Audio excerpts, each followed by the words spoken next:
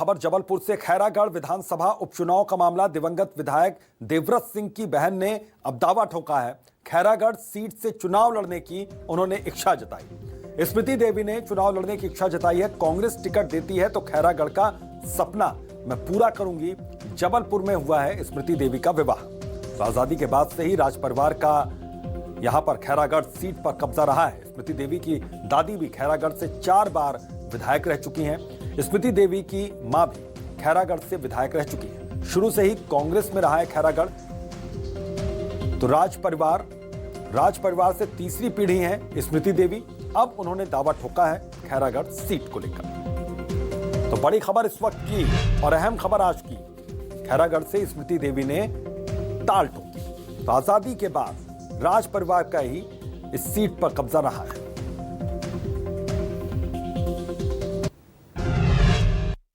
दिवंगत विधायक देवव्रत सिंह की मंझली बहन स्मृति देवी ने भी दावा किया है कि यदि पार्टी उन पर भरोसा जताती है, उन्हें टिकट देती है, तो खैरागढ़ विधानसभा से चुनाव जीतकर वहां की जनता की और पार्टी की सेवा करना चाहेंगी। मैं उनसे बात करूंगा कि आपके परिवार ने इतने साल लंबी सेवा की खैरागढ़ की, कांग्रेस पार्टी की, वहाँ के लोगों की, अचानक ख्याल आपके मन में आया कि आप भी वहाँ चुनाव लड़ेंगी? हाँ जी, क्योंकि जैसे मेरी दादी रानी पद्मावती देवी, वो जब अपना मध्य प्रदेश का गठन हुआ था, तब से वो मतलब 18-20 साल विधायक, मतलब वो तो कैबिनेट रैंक के मिनिस्टर रही। पीडब्ल्यूडी, फॉरेस्ट, हेल्थ, ये सब उन्होंने संभाला। उनके बाद मेरी माँ रानी रश्मि देवी सिंह, वो भी 4 बार विधायक रही, हमेशा जीती वो।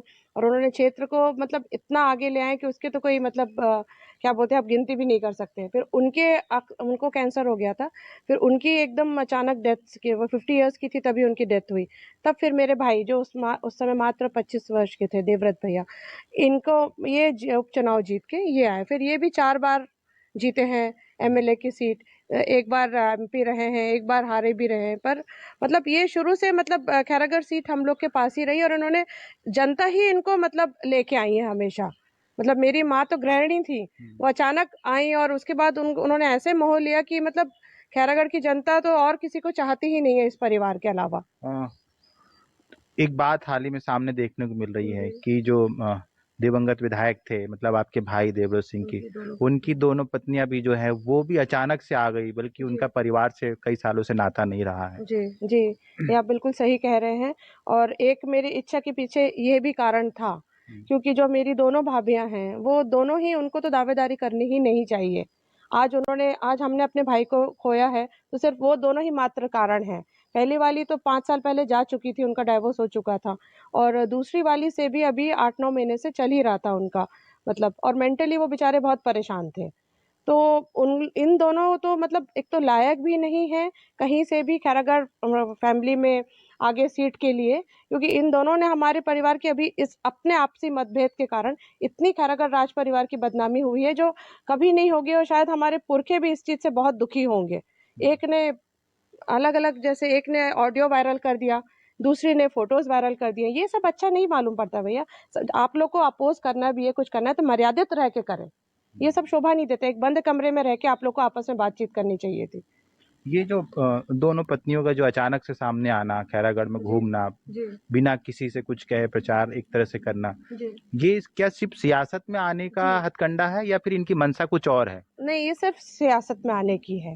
इससे पहले तो ऐसा कुछ नहीं था, सिर्फ सियासत में आने के लिए। मेरी माँ के भी बहुत सपने थे, मेरे भाई के भी बहुत सपने थे। इसीलिए मुझे सबसे ज्यादा इच्छा है कि अगर मुझे एक मौका मिलता है तो मैं उन दोनों के सपनों को पूरा करूंगी। साथ में मेरे भी कुछ सपने हैं खैरागढ़ को लेके, तो वो मैं पूरा करना चाहती हूँ अगर एक बार मतलब आप मिल जाए मौका तो ये थी स्मृति देवी, जिनका कहना है कि खैरागढ़ पर जो कांग्रेस पार्टी ने अब तक भरोसा जताया है, यदि वो भरोसा फिर से एक बार जताती है तो उनके कुछ सपने, पार्टी के कुछ सपने और वहाँ के लोगों की उम्मीदों को और आगे ले जाने का वो काम करेगी। न्यूज़ 24 मध्य प्रदेश छत्तीसगढ़ के लिए कुमार इंदर। हमारे सहयोगी वैभव शिपांडे इसी खबर पर जुड़ गए, सीधा उनका रुख करते हैं। वैभव, यहां पर क्या लगता है, स्मृति देवी दावा जरूर ठोक रही, वो कह रही हैं कि खैरागढ़ सीट को लेकर उनके भी कुछ सपने हैं और वो सपने पूरा हो सकते हैं। कितने सपने इनके, कितने चांसेस हैं कि इनके सपने यहां से पूरे हो सकते हैं? टिकट क्या मिलना संभव है?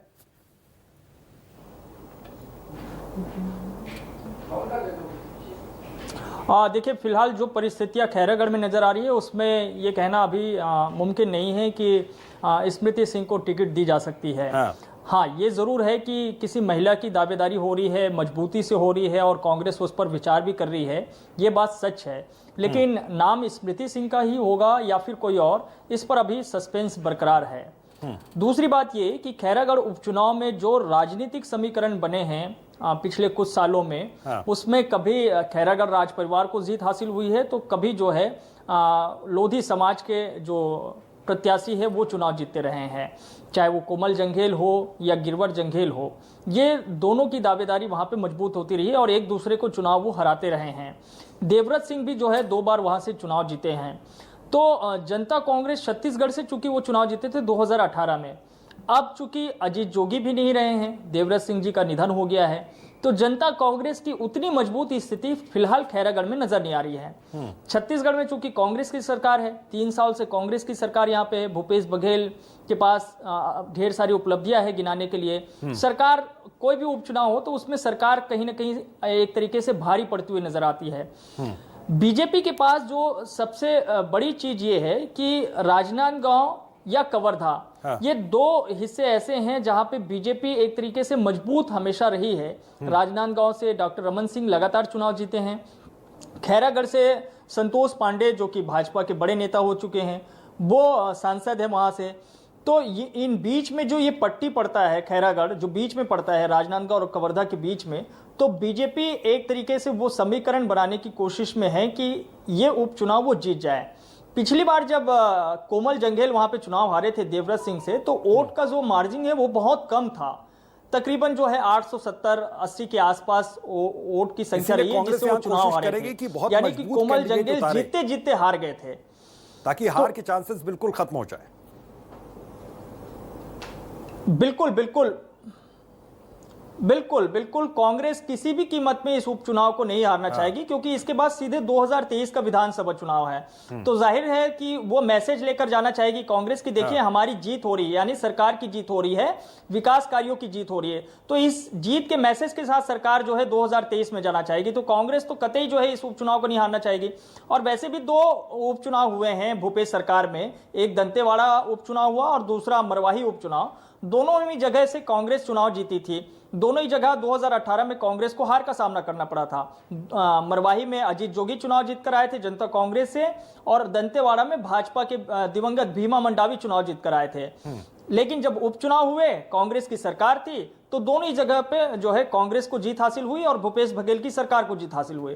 तो निश्चित तौर पे खैरागढ़ में भी कांग्रेस की यही मंशा है, यही कोशिश है कि वहां से अच्छी खासी जीत हासिल करे और एक बड़ा संदेश खैरागढ़ से पूरे प्रदेश को देने की कोशिश हो कि सरकार के कामकाज पर जनता मुहर लगा रही है। तमाम जानकारी के लिए आपका। तो स्मृति देवी की अभी राह इतनी आसान फिलहाल नजर नहीं आ रही।